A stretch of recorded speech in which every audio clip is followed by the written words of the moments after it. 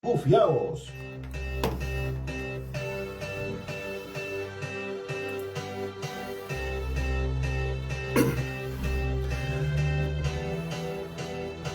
Muy buenas noches, amigos y amigas.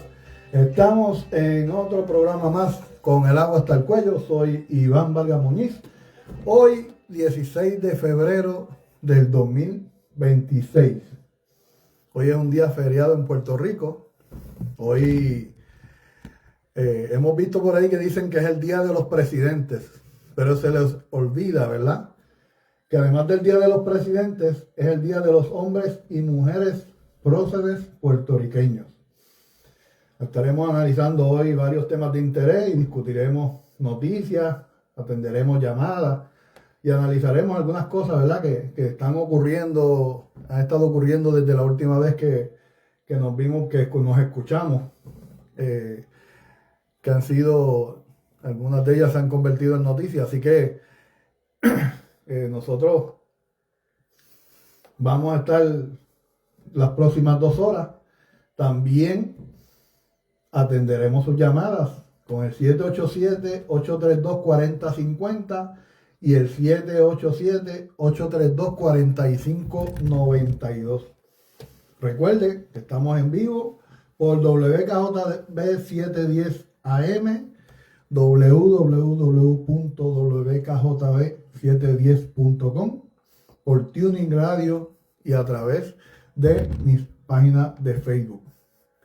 Como siempre, todos los terceros lunes de mes que venimos a este programa, nos acompaña nuestro amigo Víctor el Cuco Valle. Buenas noches, Cuco. Buenas noches, Iván, y buenas noches a toda tu audiencia. ¿Cómo te encuentras, Cuco? Estoy un poquito ahí afónico. Sí, con una alergia aquí, pero nada, ya queda poco para salir, no te preocupes, que te digo un atraco. Estamos casi al otro lado. Sí, es que yo no acostumbro, cuando me da alergia no acostumbro a tomar medicamentos para no acostumbrarme a eso. Sí, definitivo. Porque si no, pues todo el tiempo estoy únicamente con pastillas para controlar la alergia, ¿no?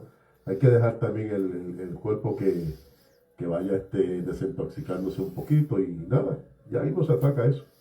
Para que el cuerpo vaya creando sus propias defensas, así que eso es importante.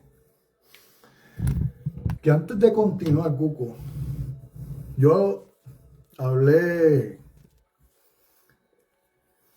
en el día de hoy, hablé con una persona que fue compañero de trabajo en la Autoridad de Acueducto y Alcantarillado. Estuvo por muchos años cotejando todo lo que son los sistemas del área de Añasco, y ya lleva sobre 20 años de retirado. Está a punto de coger otra pensión. Imagínate tú. Y hablo de un gran amigo, don Liborio Mercado Cabaza, que es una persona muy jovial, una persona que siempre que uno lo mira tiene una sonrisa en la cara. Liborio trabajó por muchos años en la Autoridad de Acueducto y Alcantarillado.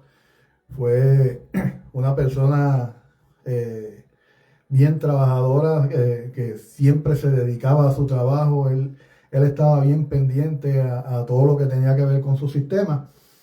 Y en el día de hoy tuve la oportunidad de, aunque sea por teléfono, dialogar con él. Y espero poder, ¿verdad?, verlo pronto. Así que, don Liborio, te dije que te iba a saludar y te saludé porque honestamente para mí fue un gran honor poder hablar con usted. Así que un abrazo. Hoy tenemos varios temas. Hoy traje varios temas para hablar. Voy a estar hablando de la diferencia salarial en algunos municipios. Voy a hablar, obviamente, sobre lo que es el Día de los Hombres y las Mujeres Próceres Puertorriqueños y de dónde sale eso. De un tema que yo hablé aquí, si no me equivoco, en el programa pasado, que fue relacionado a un préstamo que aprobó la Junta de Control Fiscal para vivienda disque asequible, a unos precios inasequibles. Así que imagínate. Tocaremos un poquito el tema de la inteligencia artificial, lo que tiene que ver con el uso del agua, ¿verdad? Que muchos han hablado de eso. Estaremos hablando tocando un poco el tema de lo que tiene que ver con la Secretaría de la Vivienda y todo lo relacionado con el centro de inspección. Hablaremos del problema de agua de la zona metropolitana, que eso está que pica y se extiende. Ahí hay, ¿verdad?, unas controversias interesantes. Hablaremos algo de lo que fue el zoológico y del tema que surgió en el día de hoy. Y estaremos hablando sobre este individuo, este tipo, porque no se le puede llamar de otra manera, que arrestaron en los pasados días por pornografía infantil. Yo no me voy a referir a que pertenecía a esto, que pertenecía a aquello, lo otro. Los movimientos no tienen la culpa de lo que hacen las personas, así que yo a eso no me voy a referir. Porque yo realmente lo creo innecesario. O sea, el hecho de que una persona que arresten sea amigo, conocido, se retrate con alguien, no quiere decir que esas personas sean responsables, o esos movimientos o partidos o organizaciones o instituciones sean responsables de lo que la persona hizo. Así que tocaremos ese tema. Pero como les dije, que voy a hablar de lo que es el Día de las Mujeres y Hombres Próceres de Puerto Rico. Esto es una ley, es la ley 111 del 29 de julio del 2014, según enmendada. Esta ley no solamente habla de crea este día de fiesta para los hombres y mujeres próceres de Puerto Rico, dice, se declara día de fiesta oficial en el gobierno de Puerto Rico el tercer lunes de febrero de cada año, el cual se conocerá como el Día de las Mujeres y Hombres Próceres de Puerto Rico, en honor a la vida y obra de Teniente Augusto Rodríguez, Eugenio María de Hostos, José de Diego, Luis Muñoz Rivera, José Celso Barbosa, Ramón Emeterio Betances, Román Valdoriotti de Castro, Luis Muñoz Marín, Ernesto Ramos Antonini, Luis A. Ferré, Lola Rodríguez de Tío, Nilita Vientos, Gastón, Julia de Burgos, Mariana Bracetti, Luisa Capetillo, María Luisa Arcelay, Isolina Ferrer, Felisa Rincón de Gautier, María Libertad Gómez, Gilberto Concepción de Gracia, Roberto Clemente Walker y Rafael Hernández Colón. Sin embargo, dice la propia ley que no obstante lo anterior y a pesar de que no continuarán un día feriado, continuarán observándose como unos días conmemorativos de los próceres. Los siguientes días es el 11 de enero, que sería el día conmemorativo de Eugenio María de Hostos, y el 16 de abril, el día conmemorativo de José de Diego. O sea, no van a ser días feriados, pero se va a mencionar que esos días son el natalicio de esos dos próceres puertorriqueños. Pero esta ley creó una comisión para un reconocimiento cultural. Yo no sé si esto se ha hecho desde la creación de la ley, en el cual se supone que esa comisión tenga la responsabilidad de evaluar y reconocer anualmente a un ciudadano destacado en el quehacer cultural puertorriqueño. Eso, ¿verdad? No, como dije, yo no recuerdo que se haya hecho algo de eso, pero hay mucha gente que se está destacando en distintas facetas en el país: deporte, cultura, en las ciencias, en el cine. Vimos que también se han ido destacando en el cine, ¿verdad? Y una serie de personalidades que hay que comenzar a reconocer, ¿no? No es bueno esperar que la gente fallezca para ser reconocido. Entonces vienen y le nombran una calle o le nombran el camino tal, a nombre de fulano o sutano. Eso pues, se ve bien, ¿verdad? Pero si a ti te reconocen en vida, no es que sea bien, sino que tú vas a poder disfrutar de ese reconocimiento. Y honestamente, pues yo creo que ya es hora de que comencemos a pensar en eso. Como les dije, aquí en este programa, nosotros estuvimos hablando de que la Junta de Control Fiscal había paralizado un préstamo para lo que llaman vivienda asequible en el área de Bayamón, por entre otras cosas, que el costo de esas viviendas iba a ser extremadamente alto. Estamos hablando de 45 millones de dólares. El organismo autorizó la transacción, pero criticó la ausencia de un plan para el desarrollo de vivienda en la isla. En primera instancia había paralizado el préstamo, había dicho, ¿verdad?, que era una cantidad excesiva, pero lo autorizó tal y como se pidió. Estamos hablando de que esto es para financiar la construcción de algo que se llama Apollonia Apartment, que es un complejo de 138 unidades de 2 a 3 habitaciones, cada una con una infraestructura de banda ancha, gimnasio, centro comunal, y cumplirían con el código de edificio verde. En aquella ocasión, cuando hablamos, aquí no lo veo en la noticia, pero en la que leí la vez anterior, hablaba de que las residencias salían sobre los $700,000. O sea, si estamos hablando de vivienda asequible, que es vivienda, ¿verdad?, que llamaban en otros tiempos de interés social para las personas de bajos recursos, pues caramba, ¿cómo tú vas a vender cómo tú vas a construir? Porque no es que las venden a ese precio. ¿Cómo las vas a construir a un costo de $700,000 cuando para vender una propiedad de ese precio tú tienes entonces que pedir sobre $1 millón? ¿Sabes? Y es increíble que la Junta haya aprobado una situación como esta. De verdad que uno no se explica, ¿verdad? Uno dice, mira, llegamos a la quiebra por este mal gasto de dinero. Pues mira, la Junta también está aportando eso. Ellas aprobaron la transacción de deuda propuesta en términos descritos en los materiales de apoyo, que no los define aquí, con unas observaciones señaladas en una carta, dijo el presidente de la Junta. O sea, ellos hicieron unas observaciones sobre el asunto, había expresado sus preocupaciones con los costos de los proyectos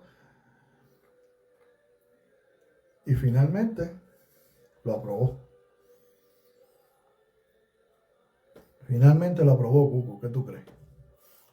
Unas casas de interés social que ahora le llaman asequible, sobre $700,000 sale construir esa residencia. No hay forma de que la gente pueda adquirir eso. O sea, la gente pobre no va a tener accesibilidad a esa residencia. Honestamente, es una situación complicada para la gente que no tiene recursos. Así que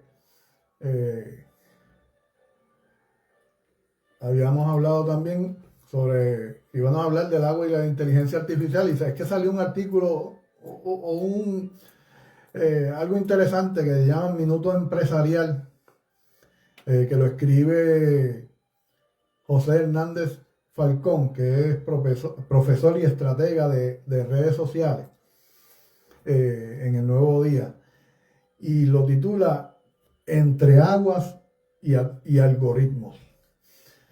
Lo voy a leer con calma. Él hace una explicación del por qué ese mito de que la inteligencia artificial usa que mucha agua y él hace, a pesar de que el escrito no es extenso, es corto, pero lo explica bastante bien. Pero lo voy a dejar para cuando vengamos de la pausa, porque nos toca ahora. Y entonces ir tocando este tema. Recuerden que nos pueden llamar a través del 787-832-4050, 787-832-4592. Vamos a la pausa y regresamos. Problemas de plagas, Naki te resuelve.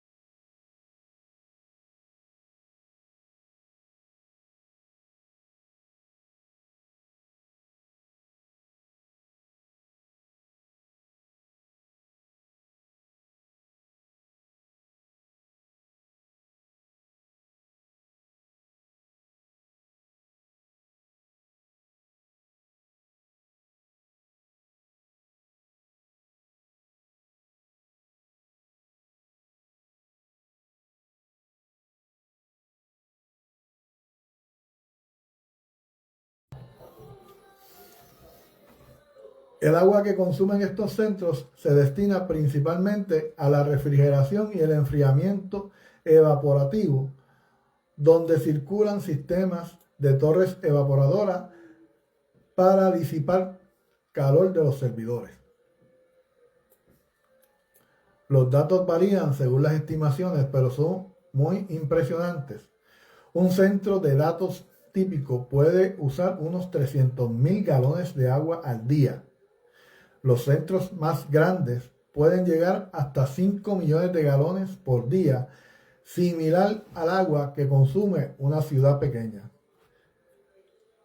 Una ciudad no muy pequeña, estamos hablando 5 millones de galones de agua es bastante.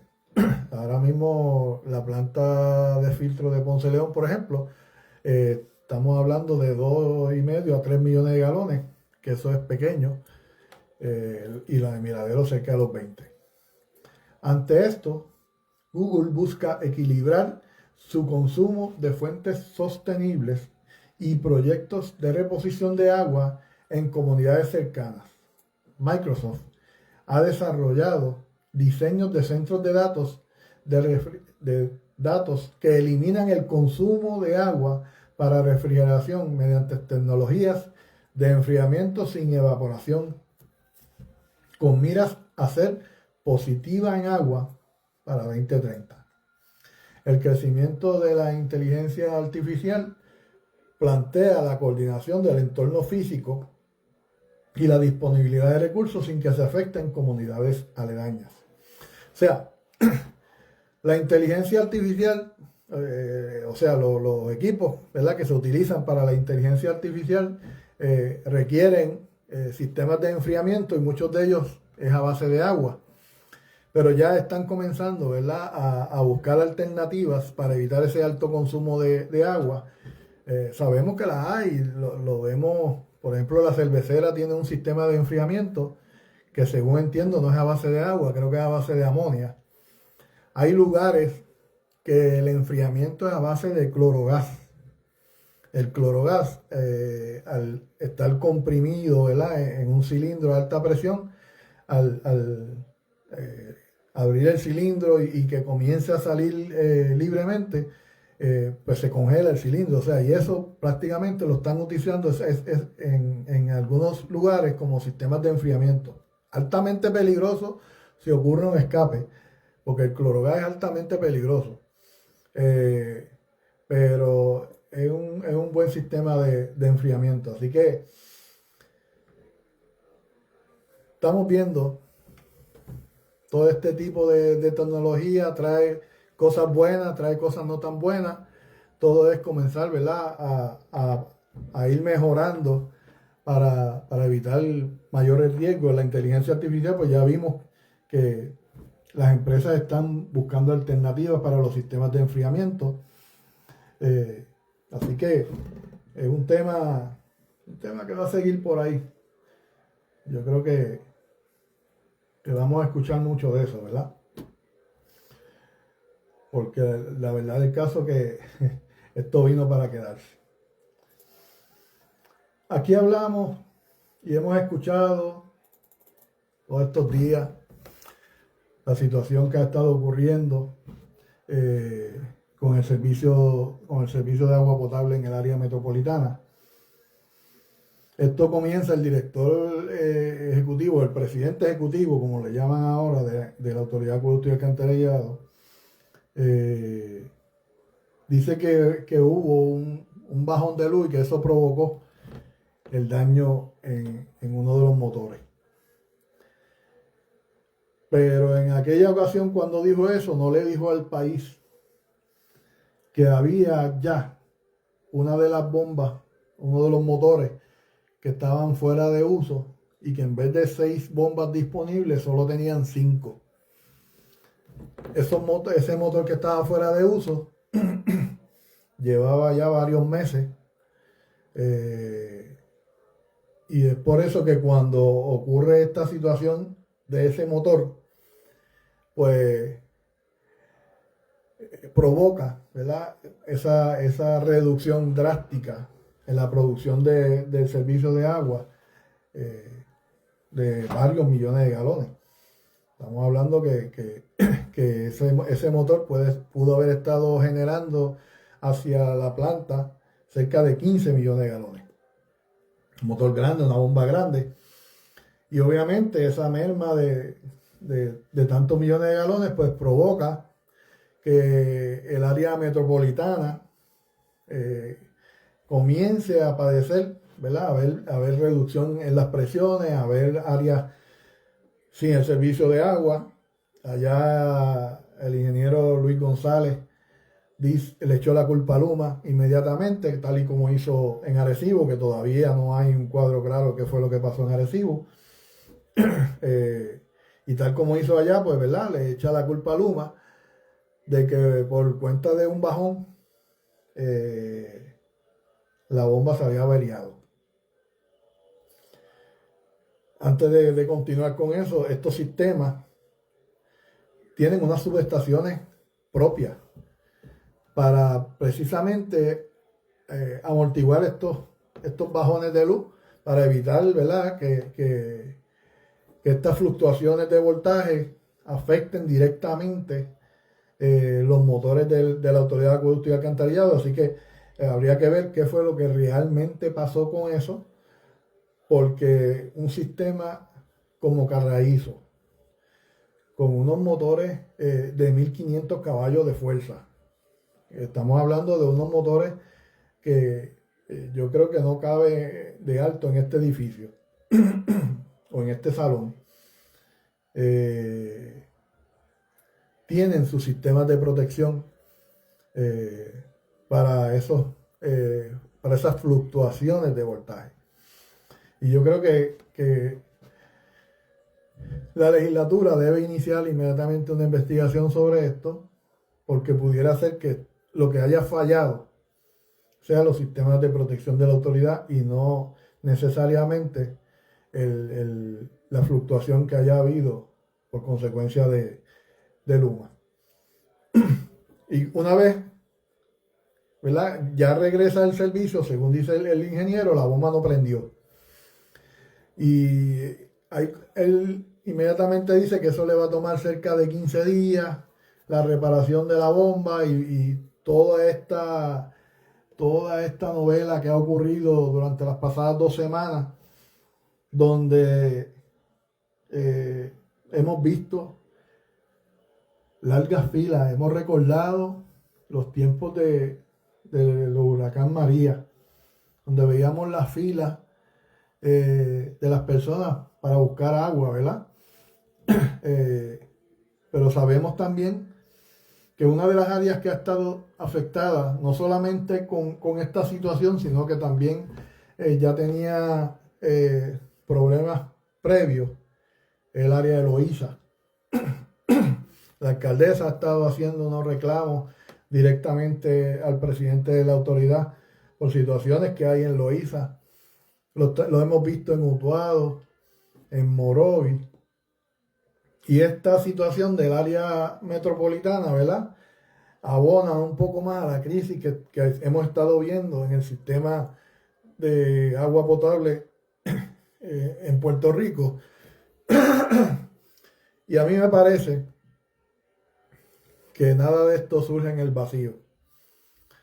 Se le deja de dar mantenimiento a los equipos, se le deja que los sistemas, ¿verdad?, vayan decayendo. Y lo primero que a la gente se le ocurre siempre decir es que privaticen. Y ya una vez hay un clamor generalizado, pues obviamente pues ya el gobierno, ¿verdad?, está listo para iniciar procesos de privatización. En acueducto no nos extrañaría, a ver que hemos visto 4 procesos de privatización distintos a lo largo de la historia de la Autoridad de Acueducto y Alcantarillado. Para los años 80, Melcafan Eddy. Después para los 90 vimos la PSG, la Compañía de Agua y Ondeo. Así que no nos extrañaría que nos estén preparando para un proceso de privatización tal y como lo hicieron con la Autoridad de Energía Eléctrica. Honestamente, esto es algo que ya yo en mis 35 años en la autoridad lo he visto antes. Así fue cuando decían que el gobierno le daba cerca de 400 millones de dólares al año a la autoridad, que tenían que estar prácticamente manteniendo a la autoridad con fondos del gobierno central, y ahora pues lo están haciendo de otra manera. Esta crisis duró aproximadamente los 15 días. El sábado supuestamente resuelven el problema de las bombas, comienzan a operar las 5 bombas, la bomba número 3 continúa afuera. Los datos que yo tengo me indican eso. Por lo tanto, si ocurriera otra cosa en otra bomba, saben que van a volver a vivir lo mismo, porque no se preocuparon en reparar esa bomba número 3. Y una vez termina la reparación, pues comienza entonces lo que llaman el proceso de recuperación, dentro, ¿verdad? Que aquí es aquí es lo más difícil. Hay que comenzar a abrir los hidrantes o las bocas de incendio que le llaman a algunos, comenzar a sacarle aire a las tuberías, pero eso no es abrirla y dejarla un minuto. O sea, eso hay que abrirla y darle 45, una hora para que le salga el aire. Yo vi unos visuales hoy en la página de la Autoridad de Acueducto y Alcantarillado que yo decía, mira, o sea, esa presión de agua no es suficiente para que toda la comunidad tenga servicio, porque honestamente para un sistema como lo es el área metropolitana no era mucha presión. Y hay que comenzar, ¿verdad?, a sacarle aire en distintos puntos. Eso se supone que ya, ¿verdad?, hay un programa para eso. La experiencia te dice cómo lo vas a hacer, como por ejemplo el caso del oeste, que si hay un punto que tú dejas de darle aire y te vas al próximo, pues vas a provocar entonces que se tarde un poco más. Tienes que ir punto por punto sin obviar ninguno. Y en todo tienes que darle por lo menos de 45 a una hora para que esa tubería, ¿verdad?, bote todo ese aire y tenga buena presión. Y eso aparentemente pues se ha estado haciendo, pero no sé si es, ¿verdad?, que la tubería tiene tanto aire por el tiempo que estuvo sin servicio que no le esté saliendo, porque vemos todavía hoy, a esta hora, comunidades que están quejándose de que tienen problemas de agua todavía. Así que vamos a ver qué pasa con todo esto. Vivimos en Mayagüez los pasados días, y lo tengo que decir con dolor en el alma, ¿verdad? Pero en el área Cerro Las Mesas, la 349, Camino Felipe Muñiz, Camino Los Strikers, una parte de Quebrada Grande, vimos problemas de agua por la situación que ocurrió entre la bomba del Limón, lo que llaman Limón Monte, y la bomba del sanatorio en el Cerro Las Mesas, donde la autoridad estuvo una semana corriendo todo, cada esquina, ¿verdad?, a ver si habían tuberías de agua potable en el área del Cerro Las Mesas que estuviera rota.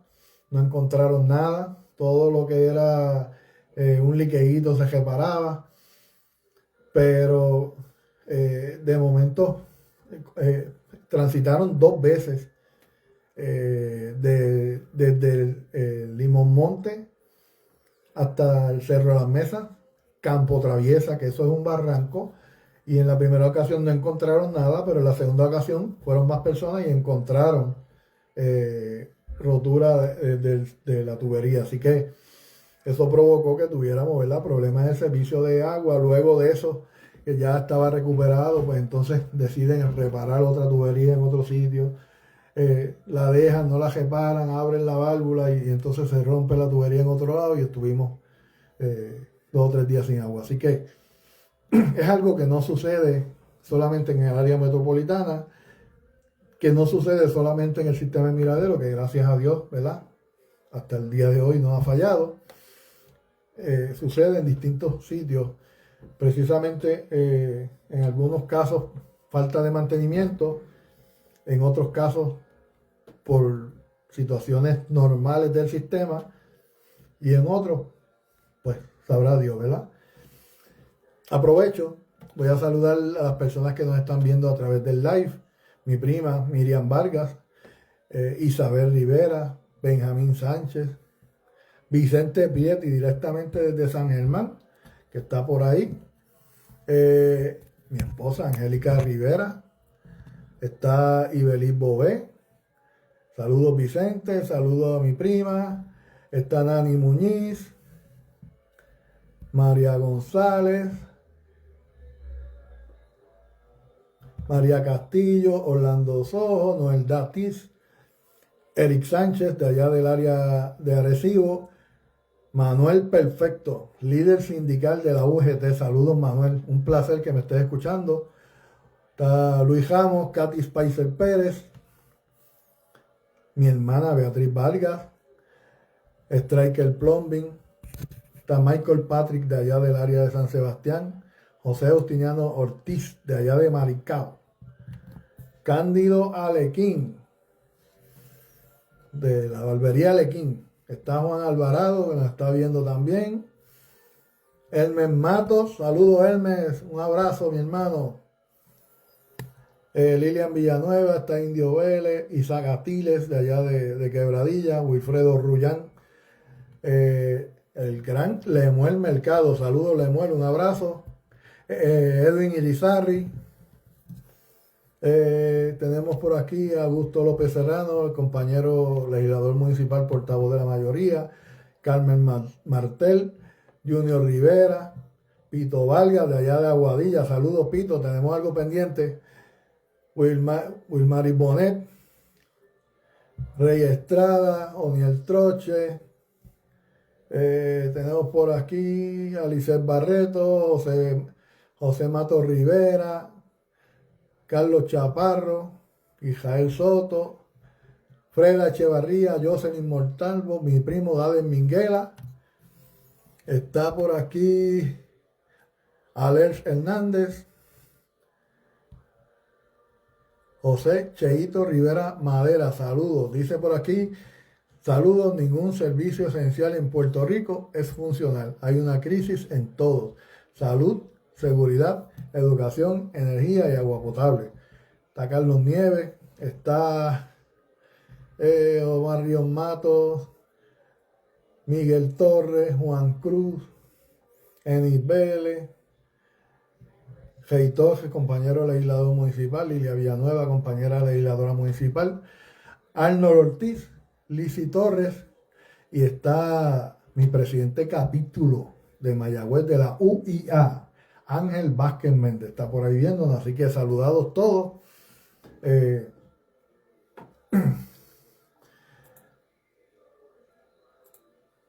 Como decía, pues, toda esta situación, ¿verdad? De que estamos viendo, ya lo vimos en la Autoridad de Energía Eléctrica, lo estamos viendo en la Autoridad de Acueducto y Alcantarillado, y a mí nadie me quita de la mente, ¿verdad? Que hayan intereses detrás de toda esta situación,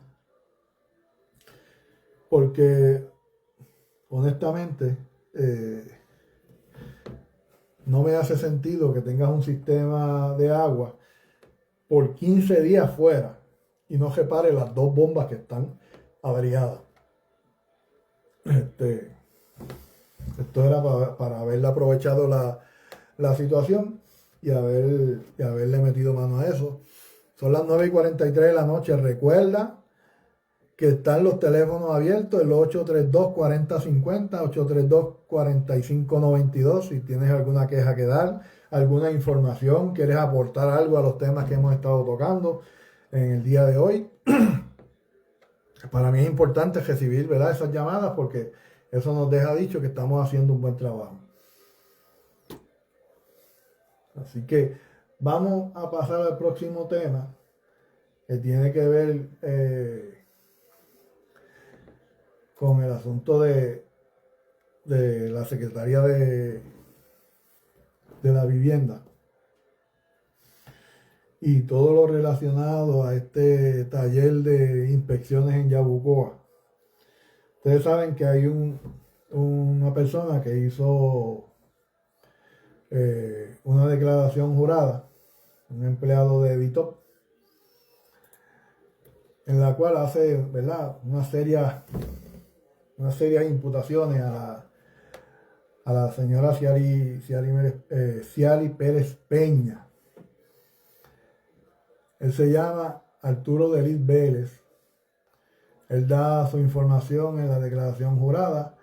Dice de cuándo comenzó a ocupar la posición en DITOP y cuándo comenzó a investigar.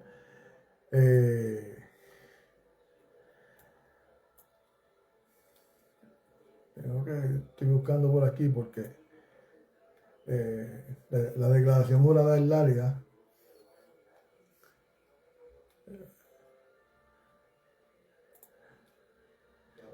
Pero hay una específica, mira. Él habla de cuándo comenzó el malvete digital, el sistema que se está utilizando, los procesos que... Él dice que en el proceso muchos centros de inspección no pagaban los $2 del costo del documento de inspección. O sea que no habla solo del caso de Yabucoa. Dice que comenzaron las investigaciones en los centros de inspección para auditar esos impagos, entre otros asuntos. Y ahí entonces dice que dentro de esas estaciones se investigó la que es propiedad de la actual secretaria de la vivienda, Ciari Pérez Peña, en Yabucoa. Dice que en dicho centro de inspección se estaban falsificando las inspecciones que se suponen, sin entrarlas al sistema, con el resultado neto de que se apropiaban de los 11 cobrados por la inspección en su totalidad, defraudando al erario. Hacía la inspección, no lo entraba al sistema y se quedaba con los 11 pesos. Dice que incluso se detectó que en muchos casos ni se presentaba el vehículo a la inspección y se le expedían los certificados de inspección. O sea que encima de todo eso no transmitía las inspecciones, cobraba los 11 pesos, se quedaba con ellos, pues tampoco llevaban los vehículos. Dice que ya en el 2023, si no me equivoco, es que está tapado ahí con algo que le pusieron, Ciari Pérez Peña ya era funcionaria pública que trabajaba en la oficina de la comisionada residente en Puerto Rico, ubicada en Puerto Rico. Que el investigador de DITOP, Aníbal Torres, detectó las irregularidades antes indicadas y en proceso a visitar dicha estación. El padre de la funcionaria, quien atendió al investigador, lo confrontó y lo amenazó, indicándole, según su versión ofrecida: ustedes no saben con quién se están metiendo. Mi hija está en la campaña de Jennifer. Ese Arturo Delis se la va a pagar. Cierro la cita del padre. Dice la declaración jurada. No lo digo yo, por si acaso, ¿verdad? Dice además que en ese proceso de investigación, alrededor de una docena de estaciones no estaban realizando las inspecciones y cobraban por expedir los certificados. La multa administrativa, según el artículo 12.07 de la ley 22, es de $500 por cada infracción. En el caso del centro propiedad de Ciari Pérez Peña, que es la actual secretaria de Vivienda, no olvidemos eso, era de 1.975 transacciones al momento de la investigación, que en multas tiene acumulado nada más y nada menos que $987.500. Y ahí es que está la cosa. $1,975 en multa. Pero casi nada. Eso lo sacamos de allí del bolsillo. Pero dice, antes de ir a la pausa, que ya en el 2024, y luego de concluido ese proceso primarista, el DITOP llegó a un acuerdo transaccional con dicha estación por la cantidad de $25,000 nada más. Y de esos $25,000, el centro de inspección pagó únicamente los primeros 5,000 y nunca pagó durante el periodo de tiempo que él estuvo en esa oficina el monto restante de la transacción administrativa. O sea, le hacen un acuerdo de $987,500 de multa que tenía, se lo bajan a $25,000 de multa y pagó solo 5,000 y quedó de ver los otros 20,000 pesos. ¿Sabes? Si fuéramos tú y yo, ya estuviéramos guardados en una celda. Porque honestamente esto no tiene nombre. ¿Sabes?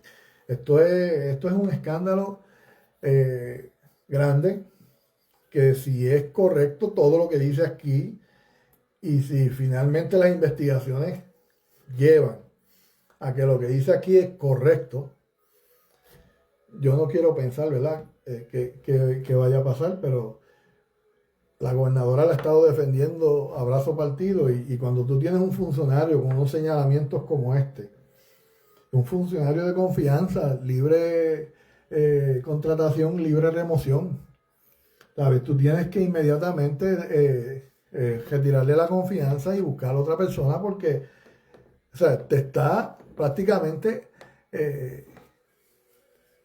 poniendo todo la mira hacia ese gobierno, ¿verdad? Hacia lo que está pasando ahí, hacia esa situación, y le está dando, como dicen algunos, herramientas al contrario para atacarla. Así que no entiendo cuál es la dificultad, por decirlo de alguna manera, de la gobernadora en tomar la decisión de retirarle la confianza a una funcionaria como Cialis Pérez Peña. Vamos a la pausa y continuamos cuando regresemos. Constancia Pharmacy, donde tu salud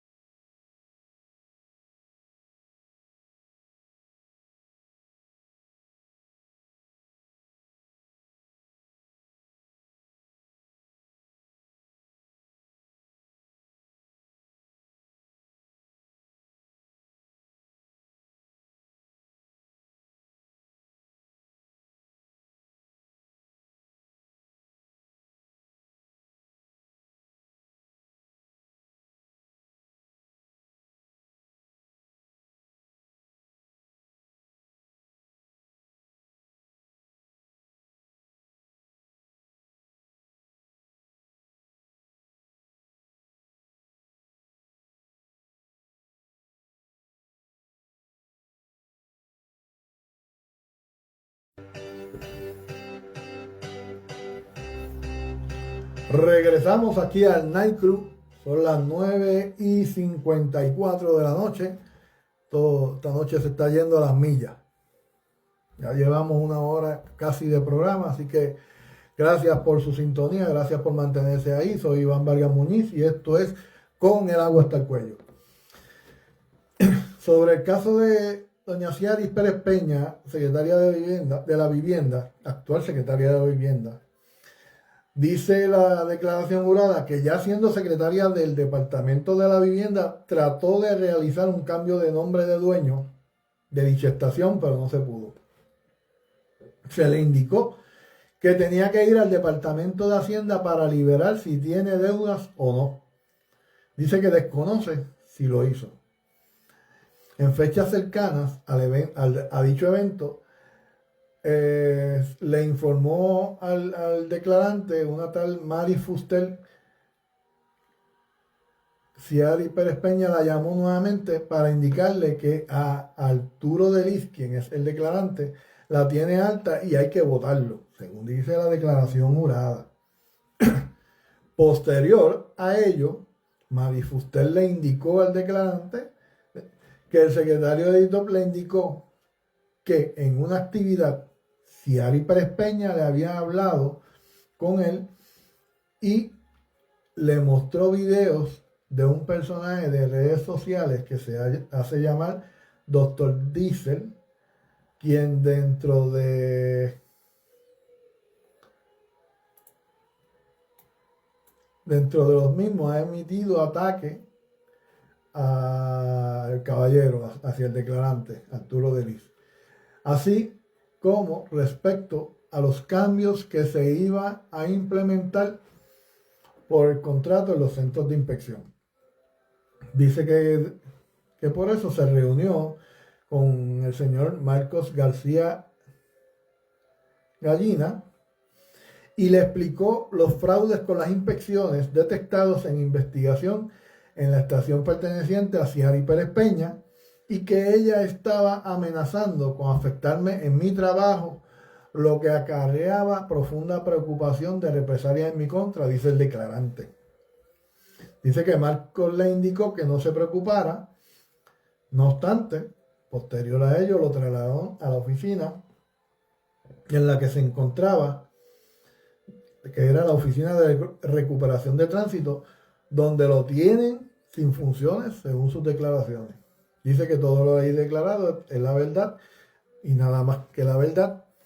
Sobre este particular, saludos a Daniel Soto, a Marisa Guillotti, Tata Iñesta, Héctor Quichito Rivera González, mi pana, y a Olga Cruz.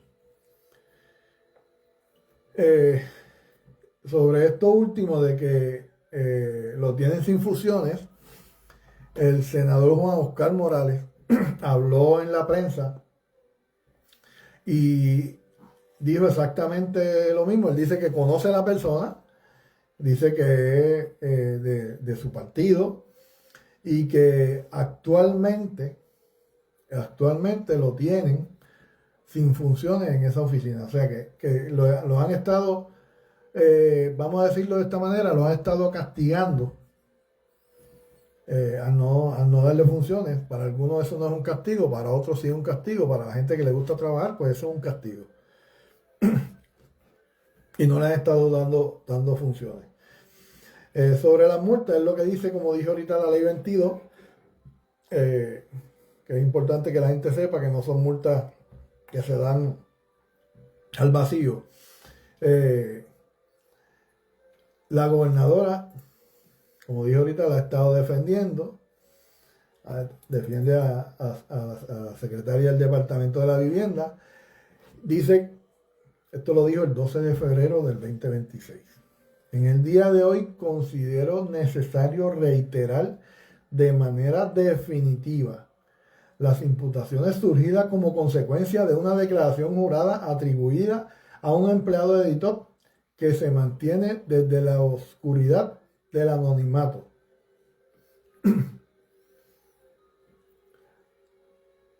No dice si las considera falsas. Dice, primero, el centro de inspección que se menciona es un negocio familiar. Esta es la secretaria de la familia quien hace estas declaraciones.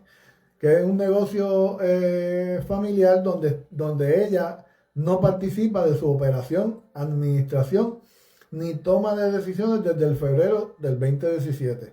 Cosa que ya han sacado evidencia de que eso no es correcto. De que aún en el 2023 todavía ella participaba de la toma de decisiones. Esto es tan claro de que las propias comunicaciones oficiales del DITOP al centro fueron dirigidas a las personas que manejaban la operación, incluyéndola a ella. Dice que no ha intervenido en los procesos, dice que los hallazgos y las deficiencias a dicho centro no son a ella, y dice que no son criminales, que son fallas técnicas. O sea que el hecho de que usted no transmita la inspección y se quede con los 11 pesos y no los pague Hacienda, eso es una falla técnica, o es una falla del técnico, pero una falla técnica no es. Me perdona, ¿verdad? Pero eso es robo en cualquier liga. Ella rechazó cualquier insinuación de influencia de vida, gestión impropia, a favor del negocio familiar. Ella prácticamente, ¿verdad? Dice, no, yo no tengo nada que ver con eso. Eso lo dijo el 12 de febrero. ¿El 12 de febrero fue? Sí. El 11 de febrero también había hecho un comunicado de prensa. Prácticamente, en esta ocasión decía, le echaba la culpa a los medios de comunicación. Nuevamente ciertos medios han tratado de darle color a una supuesta declaración en la que se alegan ciertas cosas sobre esta servidora y un negocio familiar. Más allá de ser falsas, como fueron falsas las relacionadas a un alegado pago de la CEE, o sea, que ahí saca el asunto de la Comisión Estatal de Elecciones, donde ella la vincularon con un pago de unos bonos. Lo curioso de esto es que en vez de hacer una denuncia en los foros pertinentes, prefieren utilizar unos medios específicos. Dice que invita a la persona que hizo las imputaciones a que deje el anonimato y en su lugar de utilizar terceros somete a las mismas en los foros correspondientes. Perdón. La cierta es que la persona no se mantuvo en el anonimato. Quien lo mantuvo en el anonimato fueron las personas que inicialmente divulgaron el contenido de la declaración jurada, que fueron los depuestos para el problema que se transmiten a través de WKW 710 por la mañana. Ellos mantuvieron en el anonimato al declarante, pero para protegerlo. Pero no fue que era porque las declaraciones juradas no se hacen anónimas. Aquí es que ya la gobernadora defiende a la secretaria tras las denuncias por el centro de Yabucoa. Ella pidió un informe al Departamento de Transportación y Obras Públicas sobre las alegaciones en contra de la funcionaria.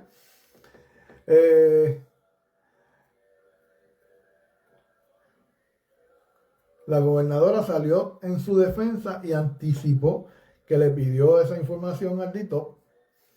Aseguró que en relación con los hechos que fueron denunciados, la Fortaleza solicitó un informe al DITOP, secretario Edwin González Montalvo, que ya está en curso y que sería entregado, se supone que a inicios de esta semana. Ya debe ser mañana, pues no ha salido hoy, a menos que se lo hayan hecho llegar hoy. El secretario le va a entregar el informe y dice que con gusto puedo tomar una decisión. Nosotros me imagino que cuando habla puedo tomar una decisión, se refiere a la secretaria. Nosotros hemos tenido reuniones de trabajo, la secretaria me ha dado sus explicaciones. He pedido, nuevamente, habla del DITOP. Entonces, he pedido al DITOP la información para uno poder tomar las decisiones y hacer las evaluaciones correspondientes. Dice la gobernadora que existen un montón de alegaciones y la propia secretaria sometió la información cuando su nombramiento fue evaluado en el Senado. La secretaria sometió toda la información en su proceso de evaluación de confirmación cuando fue considerada. Lo cierto es que el secretario presidente del Senado aparentemente dice que esa información no le fue dada, según lo que he visto por ahí, ¿verdad? No he tenido acceso a lo que escribió el presidente Rivera Chat. Pero vemos vehículos, ¿verdad? A veces en unas condiciones que pueden provocar accidentes. Vemos vehículos que lo que dejan es una estela de humo, vehículos que sus luces no funcionan bien, las señales no funcionan, y así por el estilo. Y lamentablemente están, ¿verdad?, todavía corriendo por las calles. Sabemos que la situación económica en nuestro país no es la mejor, ¿verdad? Y que a veces a uno se le hace un poco complicado incurrir en unos gastos para la reparación de estos vehículos. Pero lo cierto es que los centros de inspección supuestamente habían hecho unas mejoras con el fin de que los vehículos que salieran a la calle fueran vehículos seguros, que no tuvieran ese exceso de emisiones que a veces vemos. Lo vemos mayormente en los camiones, ¿verdad? Cuando aceleran, que lo que dejan es una estela de humo negro, contaminando el ambiente. Y vemos, ¿verdad?, que ahora con esta situación de los centros de inspecciones, pues ya podemos entender realmente el por qué.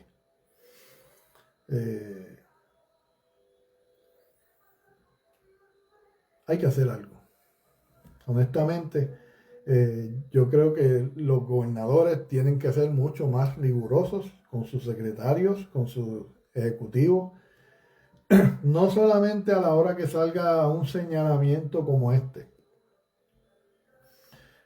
de la seriedad que es este señalamiento. Como dije, los secretarios de gabinete son de libre contratación y libre remoción. O sea, en cualquier momento, el jefe de gabinete, el gobernador o gobernadora, dice hasta aquí y no hay cuestionamiento. Te retiré la confianza, tengo una información conflictiva que puede provocar mayores distracciones y necesito que no continúes en el gobierno, y a lo mejor le buscan otra cosa en otro lado, ¿verdad? Como pasa en otras ocasiones. Pero mantener un jefe de gabinete en una posición y empeñarse en mantenerlo ante un escándalo como este, pues no tiene sentido. De igual manera, cuando vemos funcionarios que no cumplen su trabajo, que no cumplen bien su trabajo, que vemos, y lo digo con el caso del presidente de la Autoridad de Acueducto y Alcantarillado, y yo trabajo para la autoridad, mira, unos funcionarios con toda esta cantidad de situaciones que han ocurrido durante su administración, pues mira, la gobernadora debe tomar decisiones inmediatamente. Hay mucha gente capacitada que pueda asumir las riendas de la autoridad, no necesariamente de personas que ya estuvieron en el gobierno, personas que vengan de donde vengan, pero ¿verdad?, con ese bagaje, con esa experiencia, con ese sentido de servirle al país. El problema que estamos teniendo es que el único sentido que tienen los funcionarios que vienen es de generar sus ingresos, es el sentido de servirse, no de servir al país. Y yo soy empleado público, yo no soy funcionario público, yo soy empleado público. Y a mí se me acercan personas a veces a preguntarme cosas que yo soy mecánico de purificación, yo no trabajo en una agencia comercial, y a veces vienen a preguntarme cosas de su factura. Si yo no las sé, pues los refiero a la persona que pueda contestarle una pregunta. Cuando voy a hacer mi trabajo, procuro, ¿verdad? No es que yo soy el mejor haciendo mi trabajo, pero yo procuro hacerlo de la mejor manera posible. Y vemos estos funcionarios que son los que dirigen las agencias, los que dan las instrucciones, con este tipo de señalamientos, con este tipo de problemas. Vemos que no se toma en cuenta al pueblo, no se le da, ¿verdad?, el seguimiento que requiere las distintas situaciones. Y lamentablemente, pues, la gobernadora, pues no, como que no le importa. Y no lo digo, ¿verdad?, porque sea de XY partido, porque lo vimos en el pasado. Es como dije, o sea, yo llevo 34 años en la agencia y yo he visto estas cosas mucho antes, ¿sabes? Y situaciones donde se ponen, ¿verdad?, los sistemas a trabajar, pero a veces no se le da el mantenimiento o no se repara algo rápido. Por ejemplo, tengo sistemas, 10 sistemas operando y a los 10 le falta un motor. Pues mira, eso es una forma de provocar situaciones. Eso es una irresponsabilidad, primero que nada. Y segundo, es una forma de provocar situaciones. Como dice Francisco Cumba López, eso podría pasar hace 20 años atrás cuando habían verdaderos gobernantes. Correcto, yo recuerdo, ¿sabes? Y de hecho han salido visuales a un exdirector de la Autoridad de Acueductos y Alcantarillado. El mismo Rafael Hernández Colón lo votó en vivo, en una transmisión en vivo, porque simplemente no sabía decirle la cantidad de personas que estaban sin servicio de agua. No era que puso en riesgo al país, no, simplemente no se preparó con la información para que el gobernador tuviera la información al momento de dar una conferencia de prensa. Y en ese momento prácticamente lo despidieron en vivo, en una conferencia de prensa. Eso ahora eso no va a pasar, ¿sabes? Lo que estamos viendo es que siguen estirando ese chicle a ver por dónde revienta y el país sufre las consecuencias. Porque yo no quisiera pensar que esta situación provoque pérdida de fondos federales, ¿verdad? Porque DITOP tiene fondos federales, o sea, recibe fondos federales y sabemos que para las carreteras pues se utilizan la construcción de carreteras, fondos federales, y si tú no tienes vehículos en buenas condiciones, eso provoca daños en las carreteras, ¿verdad? Vehículos con los amortiguadores bien, con el sistema de freno, con luces, eso puede provocar algunas situaciones cuando personas, por ejemplo, se les sale una goma, el vehículo impacta la brea, si es una brea acabada de tirar, pues ya usted sabe lo que va a pasar. Y así por el estilo, o sea, además del riesgo, ¿verdad?, que atropelle a alguien, que impacte una persona por no tener un vehículo en buenas condiciones. Yo creo que la gobernadora tiene que tomar una decisión sobre la secretaria del Departamento de la Familia, Ciary Pérez Peña, porque honestamente ya no aguanta más. Dije que iba a hablar del zoológico, porque surge algo nuevo, y es que no es del zoológico, ¿verdad? Porque ya el zoológico está cerrado, y sabemos que aquello está allí prácticamente perdido, no se le da mantenimiento, y es que la Cámara de Representantes da los pasos para estudiar la viabilidad de planes futuros en el espacio donde estaba el zoológico. Esto lo escribe Ana Paola Rivera Negrón para El Nuevo Día y dice que la Comisión de Asuntos Internos de la Cámara de Representantes autorizó el informe positivo de una resolución que busca investigar el estatus del antiguo zoológico de Puerto Rico, Dr. Juan A. Rivero en Mayagüez, lo que supone el primer paso en el trámite legislativo para encaminar la pesquisa. En una vista ejecutiva, el pasado viernes se votó para determinar la responsabilidad de acoger la medida que permitiría la examinación de la viabilidad de los planes del Departamento de Recursos Naturales y Ambientales sobre construir un centro de investigación y un ecojardín en las antiguas instalaciones del zoológico.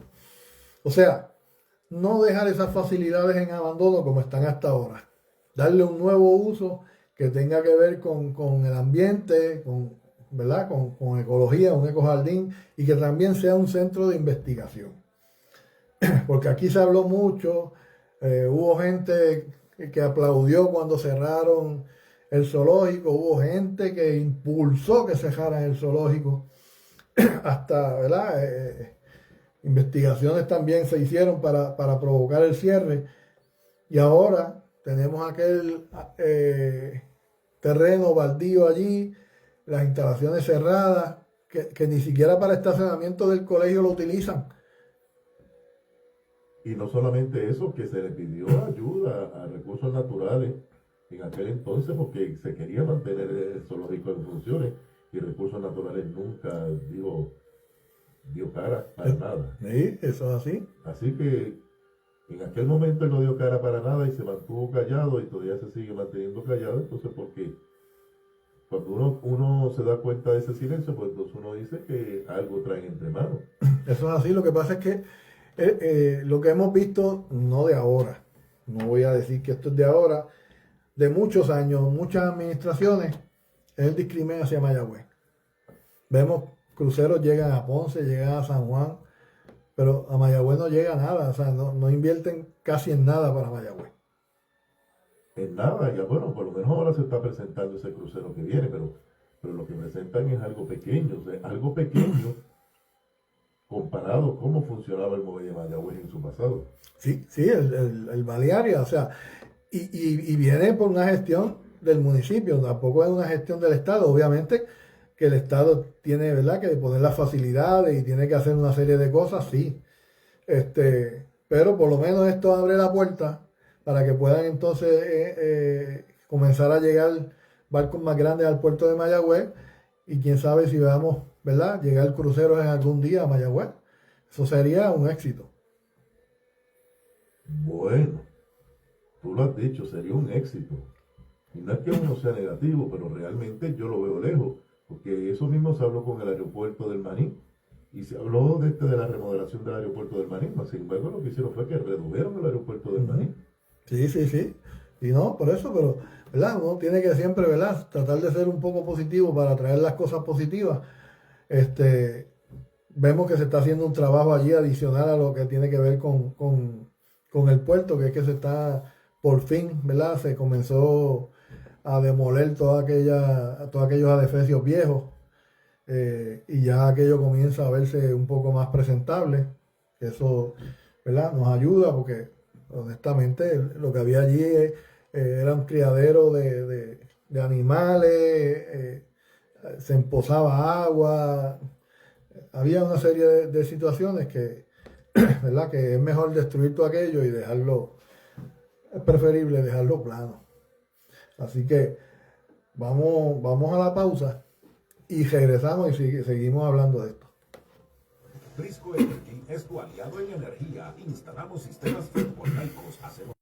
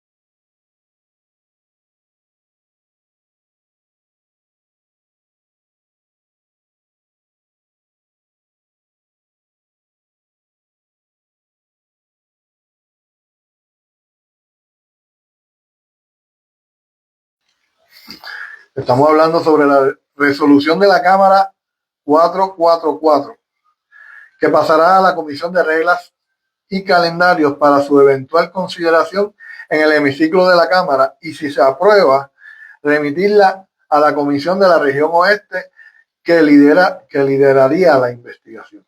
O sea, que sería la que estaría a cargo de toda esa investigación, la Comisión del Oeste de la Cámara de Representantes.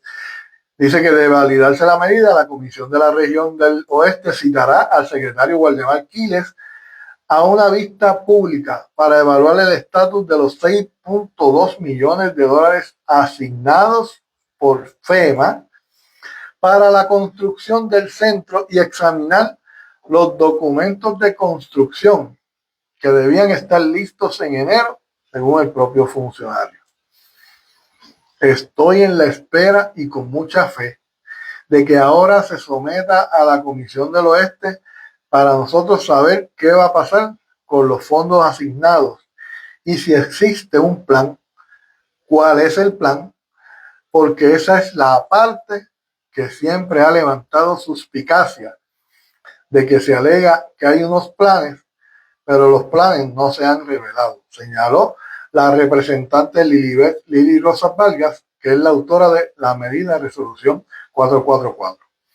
El cierre del antiguo zoológico se registró en el 2023 tras el deterioro de las instalaciones por el paso del huracán María en el 2017 y por denuncias de maltrato animal que se hicieron en aquel momento y que lamentablemente no se investigaron como tenían que investigarse, ¿verdad? Y entonces provocó el cierre del zoológico. Yo soy de los que siempre se opuso al cierre del zoológico para Mayagüez. No solo, ¿verdad?, era una atracción turística, que también era un lugar donde los estudiantes iban como parte de sus clases, visitaban el área, ¿verdad?, distintas áreas del zoológico, además de que también era un centro de investigación para la universidad, que yo creo que debió haberse mantenido abierto. Buscar la forma de garantizar, si el problema era que entendían que había maltrato, pues garantizar, ¿verdad?, el mejor trato a los animales, garantizarle un lugar seguro a los animales y que se sintieran como en su propio ambiente y evitar el cierre.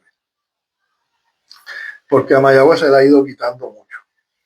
Y yo espero que esta resolución, ¿verdad?, se lleve, se haga lo que haya que hacer con ella, se apruebe y que finalmente se sepa qué es lo que está planificado para hacerse en las antiguas instalaciones del zoológico de Mayagüez.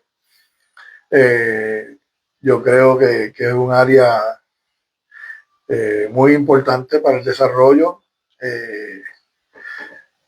para investigación. Yo creo que ahí pueden hacerse muchas cosas que tengan que ver ya sea con la fauna o con el ambiente, porque, ¿verdad?, es casi un bosque. Y el país merece, y Mayagüez merece, ¿verdad?, tener unas instalaciones mejores condiciones que las que están allí. Porque se habló mucho de las instalaciones, ahora vayan los que promovieron el cierre, vayan allí y vean cómo está eso. Vean cómo está eso, porque ya casi no se ven algunas de las instalaciones, está copado todo de la maleza, no se le da el mantenimiento ninguno. Lo que vemos allí a veces es un vehículo, me imagino que de un guardia de seguridad, pero no hay más nadie allí. Así que confiamos que esta resolución, ¿verdad?, tenga fruto y pueda traer algo bueno para Mayagüez. Y hablé también de que iba a hablar un poco del tipo, antes de tocar el tema de los sueldos, las diferencias salariales. El individuo que arrestaron los federales por pornografía infantil. Y busqué la noticia con el propósito de leerle, ¿verdad?, gran parte de ella. Pero dice tantas cosas que uno no quisiera leer, ni expresarlas por aquí. Porque cuando uno lee los mensajes de este individuo con el niño, todo lo que fue capaz de enviar ese individuo a través de mensajes, todo lo que fue capaz de decirle a lo que él creía que era el niño, que por lo menos estuvo hablando con agentes federales y él creía que era el niño. Y gracias a Dios que sus papás hicieron lo correcto y avisaron a las autoridades federales. Y las autoridades federales le siguieron el juego y siguieron hablando con él como si fuera el niño. Incluso cuando en un momento dado este muchacho le dice que dejen de hablar por TikTok y pasen a WhatsApp. Y ahí los federales utilizan una técnica para que el niño no vea ciertas cosas de las que él le transmite por mensaje. Te voy a enseñar a hacer bueno, unas asquerosidades que yo digo, ¿dónde está la mente de ese muchacho? Se llama Yadiel Andrés Cedeño Gómez. Él estaba en uno de los partidos políticos, pero también estaba en un programa del Senado, si no me equivoco, que lleva un programa que lleva el nombre de Jorge Alberto Ramos Coma. Una persona que durante toda su vida pública fue una persona íntegra, sin ningún señalamiento como alcalde ni como senador.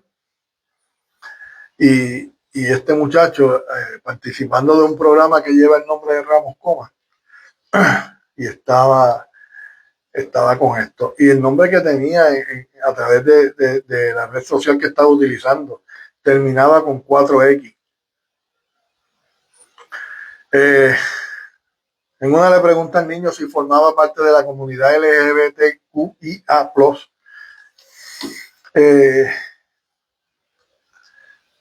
Escudándose de muchas cosas. La gente no sabía la doble vida que llevaba este individuo. Yo creo que sus amigos, yo creo que ni su familia sabía la doble vida que llevaba ese individuo. Y yo, como padre de 4, ¿verdad? Yo tuve 4 hijos, 3 varones y la niña. Y yo no puedo imaginarme que algo así pasara con ellos. Nosotros, ¿verdad? Gracias a Dios, nuestros hijos tienen mucha confianza con nosotros y siempre, ¿verdad?, nos dicen las cosas. En una ocasión estábamos en una actividad donde había mucha gente. Yo iba con el mayor, que era un nene, lo llevaba cogido de brazo y veo a una persona como que le tira para cogerle el brazo y llevárselo, y ahí mismo yo lo jalé y nos fuimos. Y yo no me cabe en la cabeza todo lo que yo leí en esta corte de prensa. Y mientras más paso estas líneas aquí para tratar de buscar algo para leerle, honestamente yo no encuentro ni cómo.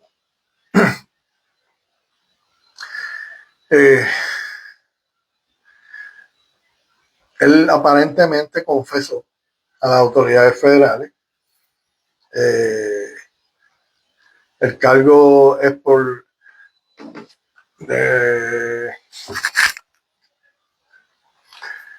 dice que de ser encontrado culpable enfrenta una pena mínima obligatoria de 10 años hasta cadena perpetua por el cargo de coerción y seducción de un menor.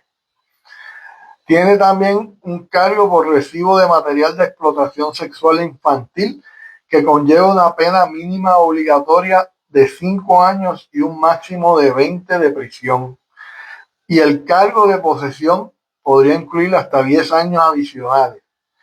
Además de cualquier convicción, incluiría un término de libertad supervisada de al menos 5 años y hasta de por vida. La sentencia final será determinada por un juez federal tras evaluar las guías de sentencia y otros factores estatutarios. Las autoridades federales, fíjense en esto agrava la cosa. Las autoridades federales concentran sus esfuerzos en identificar a otros menores que fueron potenciales víctimas de Cedeño Gómez, confirmó al periódico El Vocero el agente especial Reinaldo Medina, supervisor del Grupo de Investigaciones de Explotación Humana de HSI. La jueza magistrada Grisel López Soler ordenó la detención temporal del imputado hasta que se lleve a cabo la vista de fianza pautada para mañana en la sala del Tribunal Federal de Atorrey. De acuerdo con Medina, desde octubre del 2025, la oficina local de HSI ha arrestado a 10 individuos por cargo de explotación infantil, incluyendo Cedeño Gómez. O sea que habían otros menores a los cuales este tipo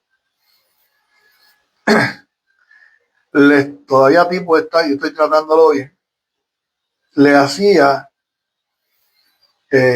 acercamientos indecentes, es la palabra de llamarlo.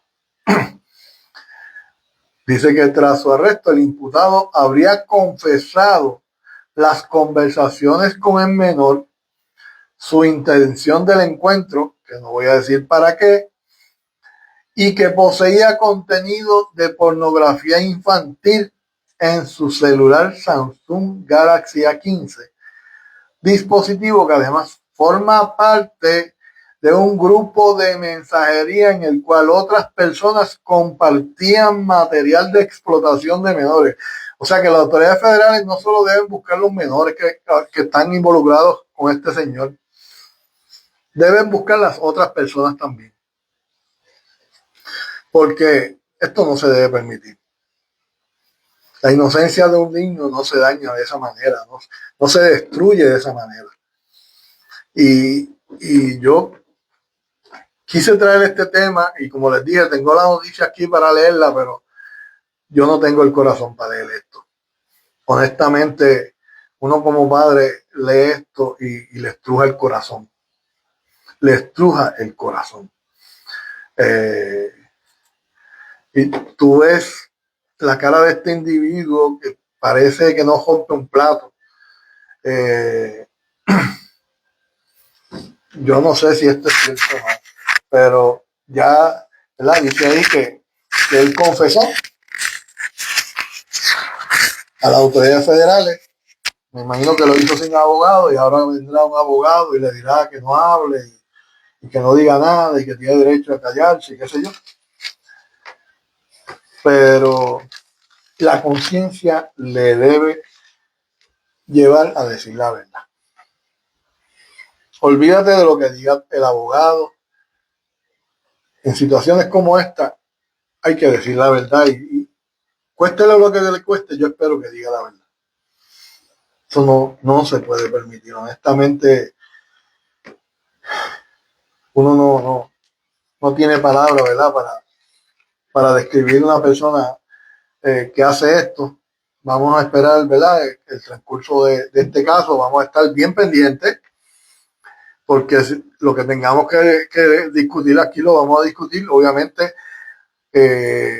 vamos a ser bien sensibles con la información. O sea, no vamos a estar como lo estamos haciendo hoy. Hay información ahí que yo no voy a tocar porque es que, ¿saben?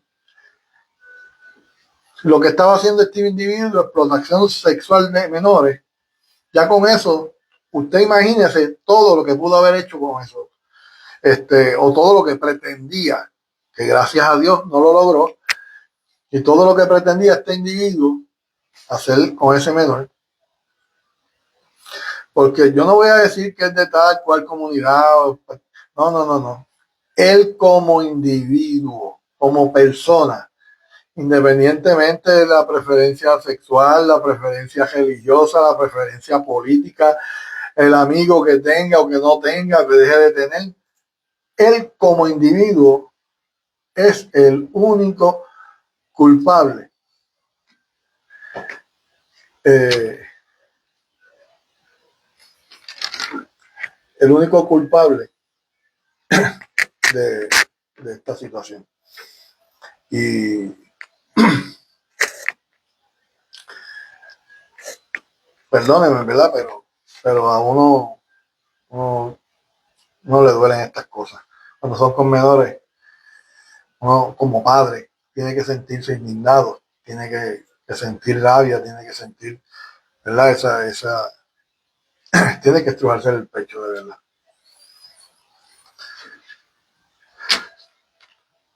Cuco. Ya yo creo que no hay más nada que decir sobre el asunto. ¿No tenemos pausa? No, pero ya te quedan 2 o 3 minutos de la pausa, pero te estoy escuchando y me he quedado atento a toda la información que has leído. Pero duele. Inclusive yo tenía una conversación con mi compañero, porque no estoy defendiendo al individuo, pero si tú entras a la página de ofensores sexuales,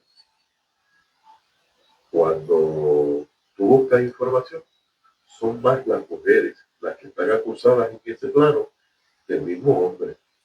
Sí, ahí sí. No hay que dudarlo. A ver, yo a veces he hecho un par de búsquedas, ¿verdad? Para ver, por lo menos en el área cercana donde uno vive, siempre uno tiene que estar pendiente. Pero en cuanto a esto, pues mira, no hablo de los demás, a veces también hay gente que sale culpable de cosas que no son tan serias como esta. Pero de verdad que cruzó una raya increíble. Y lo más triste de esto es que son muchos los que saben lo que está pasando, pero se quedan callados. Yo espero que si hay alguien que sabe, y que salga y hable. Ya vimos una señora que dijo, mira, con mi hijo trató. Y yo creo que van a salir más personas. Yo creo que van a salir más personas porque ya lo cogieron. Ya confesó. Ahora es cuestión de que comiencen a salir, ¿verdad?, las personas relacionadas a esto, a toda esta situación que este señor se atrevió a hacer. Yo no sé qué le pasa a la gente. La gente se cree que no los van a coger. ¿Sabes? La gente se cree que tú vas a hacer algo contra alguien y esa persona se va a quedar callada. Un niño principalmente, o sea, que ve una cosa irregular y la va a informar inmediatamente. Y gracias a Dios, ¿verdad? Yo no sé si fue que se le informó a los padres o los padres se dieron cuenta y rápido llamaron a las autoridades federales y hicieron todo esto para capturarlo. Pero esa persona no puede seguir en la calle. No puede seguir haciéndole daño a niños. Pero, ¿qué le vamos a hacer? Procurar, ¿verdad?, poner nuestro granito de arena para ir mejorando nuestro país, porque es lo más que podemos hacer. No, y de la misma manera en que cayó ese, pues que caigan más. Sí. O sea, de la misma manera en que se siguen aquellos que son usuarios de droga y también la venden que están detrás de ellos, pues que se haga con este mismo tipo de personas, porque realmente también lo que está haciendo un daño. No, definitivo. O sea, este es uno de muchos casos de distintas modalidades de la incidencia criminal que hay en el país, ¿verdad? Como tú bien dices, la droga está destruyendo comunidades. Vemos las guerras por los puntos, que ha estado otra vez creciendo. Bueno, hemos visto lo que pasa en Mayagüez, lo que pasa en el área metropolitana, con los puntos de droga. eh, y algo hay que hacer con esto. O sea, tenemos que reforzar la educación en nuestras casas sobre la droga. Mi papá siempre me estaba machacando. Yo le llamaba sermones. Yo decía que mi papá me daba sermones. Y esos sermones, gracias a Dios, evitaron que en un momento dado, cuando alguien me ofreció droga, yo le dije que no. A ese punto. es verdad, son cositas que molestan, pero uno no se da cuenta hasta que uno madura. Cuando uno madura, entonces es que uno cae en tiempo y dice, wow, ahí es que uno la va a entender. Sí. Papi siempre, mira, cuando no le cojan dulces a nadie, no le cojan comida a nadie, mira, y siempre, yo recuerdo las palabras a mí, siempre, ¿verdad? Las tengo aquí grabadas, de todo lo que mi papá nos aconsejaba siempre, y gracias a todo eso, los 4, es más, los 6, pues somos 6 hijos de papi, salimos buenas personas. Personas de bien, personas que no hemos tenido nada relacionado al crimen, y que pues gracias a Dios, ¿verdad? La enseñanza de mi papá, de mi mamá, que también, ¿verdad? Siempre insistía en todas estas cosas, pues nos trajeron a lo que somos hoy. Y es lo que quiero traer, o sea, hay que comenzar otra vez esa conversación con los hijos, a decirle lo malo y lo bueno, para que aprendan a distinguir cuando una persona le da dulce, con qué intención se lo puede dar, y decirle, mira, ¿sabes? No estamos en momento de que alguien venga y te dé un dulce. Si te da un dulce y dice, no, gracias, yo no como dulce o cualquier cosa de esa, ¿verdad? Y buscar la forma de ir rescatando esos niños, de ir rescatando esas comunidades. Hay que comenzar, eh, yo no sabría ni qué, ¿verdad? Pero de alguna manera comenzar a rescatar las comunidades del mundo de la droga, sacarlas del mundo de la droga, sacarlas de la criminalidad, a comenzar a rescatar los deambulantes, que eso uno pasa a veces por los sitios y ve a una persona acostada en la calle, arropada simplemente con un cartón, y a uno, ¿verdad? Quisiera hacer tantas cosas, eh, que yo creo que el gobierno, los gobiernos estatales y municipales deben unir esfuerzos para ir rescatando a estas personas sin hogar. Mira, todas estas escuelas que cerraron, habilitarlas. Ahí tenemos la organización que está allí en el Centro Médico, no recuerdo si era Fundita del Corazón, que ha venido aquí a entrevista con Julio, conseguirle un lugar, eh, para que estas personas, ¿verdad? Para que atiendan a estas personas un lugar cómodo, un lugar accesible, que tengan todas las facilidades, y conseguirle también, ¿verdad? Fondos recurrentes, donativos, ya sean federales o estatales, para que puedan manejar estos temas que el gobierno no los maneja. Porque el gobierno no tiene programas para la de ambulancia en este país.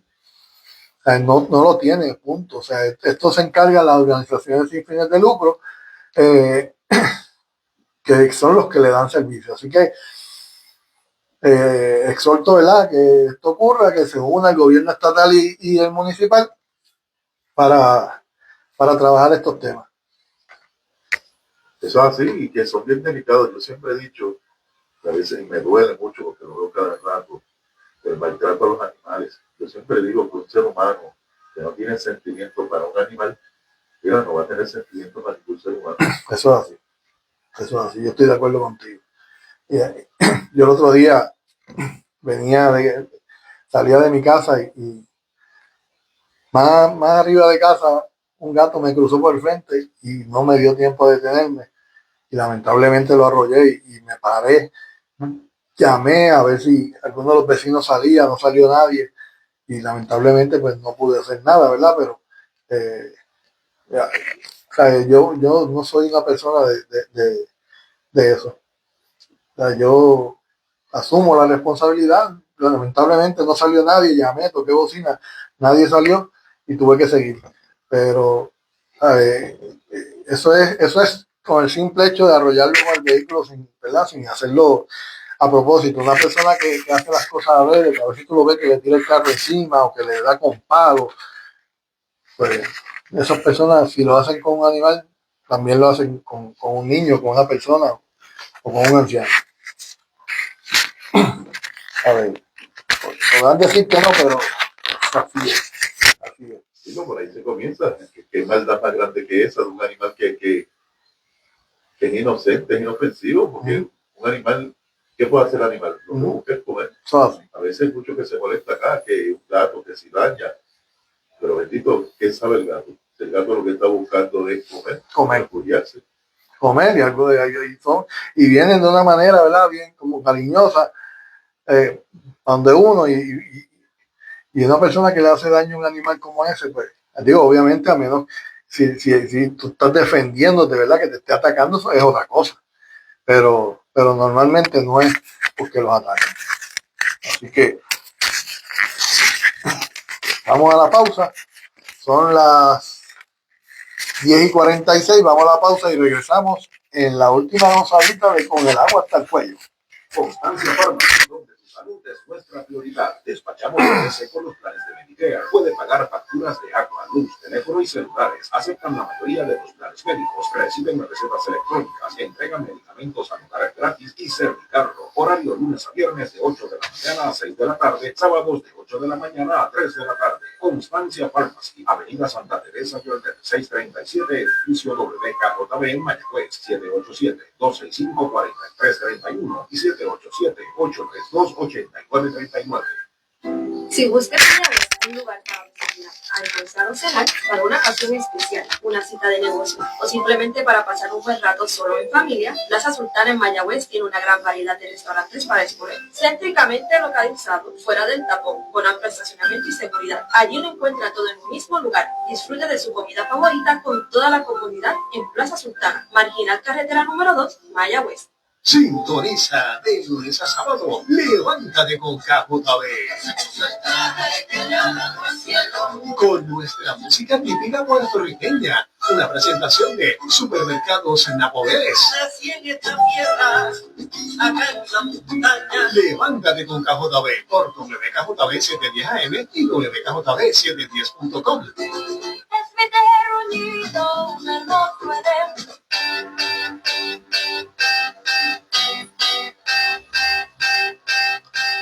Son las 10:48 de la noche, soy Iván Vargas Muñiz, estamos con el agua hasta el cuello.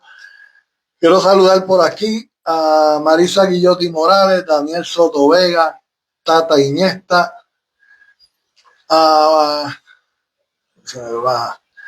José Cruz Irizarry, dice buenas noches Iván, agradecido con tu compromiso. Para los que me leen, esta persona, Iván Vargas Muñiz, un servidor de vocación, muchas gracias. Compañero Helmer Cancel, está por aquí Aida Soto, la tía de mi esposa. Está Francisco Cumba López, como dijo ahorita, Michael Babilonia, Yundia Porrero y Carmen Negrón, Rafael Hilerio, el legislador municipal Fredo Vargas Martínez de San Germán y Brenda Liz Castillo y Ver Albelo Tardiz. No es el que me va a entrevistar, no entiendo eso. Y Marco Irizarry de Rosario.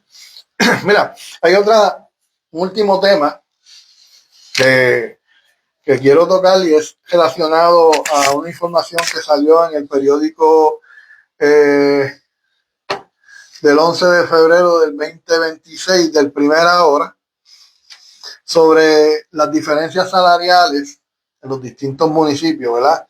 Y cómo hay unos municipios, donde no se ve reflejado aumentos salariales como se ve en otros. Se titula No todos reflejan mejoría.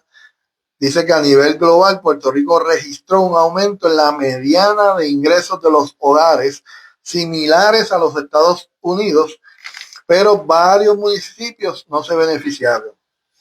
El aumento del salario mínimo, así como las revisiones en la clasificación y retribución de los empleados públicos, pudieron haber provocado la mediana de ingresos de los hogares boricuas aumentar en un 4% entre los periodos del 2015 al 2019 versus del 2020 al 2024. Este incremento de ingresos del hogar fue bastante similar al que se registró en los Estados Unidos, que fue de 4.4%, opinó el gerente de proyectos senior del Instituto de Estadísticas de Puerto Rico, Alberto Velázquez.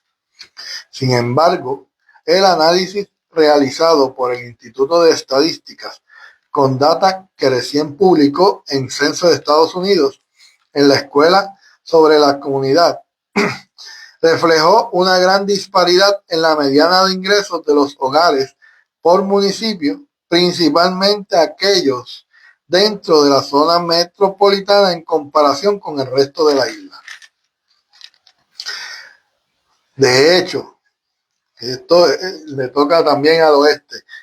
Municipios más alejados del área como Las Marías y Maunabo reflejaron una dura realidad. Sus residentes registran bajos salarios y no tuvieron igual suerte de lograr aumentos significativos en sus ingresos. Para que tenga una idea, la mediana de ingresos del hogar para Estados Unidos era de $77,341 anuales entre el 2015 y el 2019 e incrementó a $80,734 para un cambio de $3,393. Para Puerto Rico, la mediana de ingresos del hogar fue de $25,278 anuales entre el 2015 al 2019 y subió a $26,297 anuales entre el 2020 al 2024 para un incremento de $1,019. $1,019, perdón. Diferente realidad en municipios. Por pueblos, los cambios en los ingresos llevaron a que, por ejemplo, los residentes de Guaynabo registraron un aumento salarial de $11,000 anuales entre ambos periodos estudiados, mientras que Maunabo fue el único municipio en el que sus residentes perdieron ingresos, redujo la mediana salarial en negativo $2,799 anuales. Y quiero resaltar, ¿verdad?, algo que dicen los alcaldes y dice el Instituto de Estadística, porque me llamó la atención el caso del alcalde Eduardo O'Neill de Guaynabo, que me parece que su expresión, ¿verdad?, no toma en cuenta muchos factores, porque dice que una ciudad limpia, segura, ordenada, planificada, cualidades que han sido fundamentales para ese crecimiento sostenido. Y deja, ¿verdad?, a un lado el asunto de que Guaynabo es un área prácticamente industrial y que prácticamente todos estos comercios grandes, estas grandes empresas se ubican cerca de Guaynabo y el área metropolitana. Sin embargo, el alcalde Ángel de la Fuente de Maunabo dice: estamos estancados en el desarrollo de manufactura. No ven a Maunabo como alternativa. ¿Verdad? Hay unas limitaciones en el área de Maunabo que aparentemente dificultan que la manufactura sea una opción allí. Y en el caso de el alcalde de Las Marías, dice que necesitamos que se genere más empleos en las fábricas. En Las Marías también hay unas dificultades, limitaciones a los accesos a las carreteras principales. Sabe que cada vez que ocurren huracanes y lluvias fuertes, pues hay deslizamientos que tapan carreteras. Y el área, ¿verdad?, también es complicada para algunas empresas llegar hasta allí.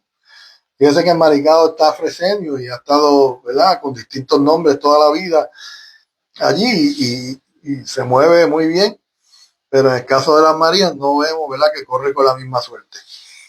El caso de Alberto Velázquez del Instituto de Estadística dice que esto levanta bandera para explorar un poco más otros indicadores que afectan e inciden en lo que es el ingreso al hogar. O sea que este estudio va a provocar que se tomen en cuenta otros factores para ver de qué manera, ¿verdad?, pueden mejorar los ingresos los residentes de los municipios afectados, porque en justicia, ¿verdad? Se hablaba hace 6 meses atrás o 5 meses atrás de que había municipios que podían cerrar por la crisis económica. Gracias a Dios eso no ha pasado todavía, pero no hablamos de la gente, no hablamos, ¿verdad?, de las necesidades de las personas, cómo se está viviendo hoy en día, que prácticamente no podemos decir peso a peso. Algunos viven chavo a chavo. Hay gente que tiene que coger prestado esta semana para echar gasolina y te lo pago la semana que viene, pero entonces la otra de arriba tengo que cogerte prestado para completar paraguas, porque la situación económica, como dije al principio, ¿verdad?, es bien difícil en este país. Y tengo que decir, como empleado gubernamental, que los ajustes salariales que estamos viendo como consecuencia del plan de clasificación y retribución no hacen justicia, ni siquiera a los más que reciben.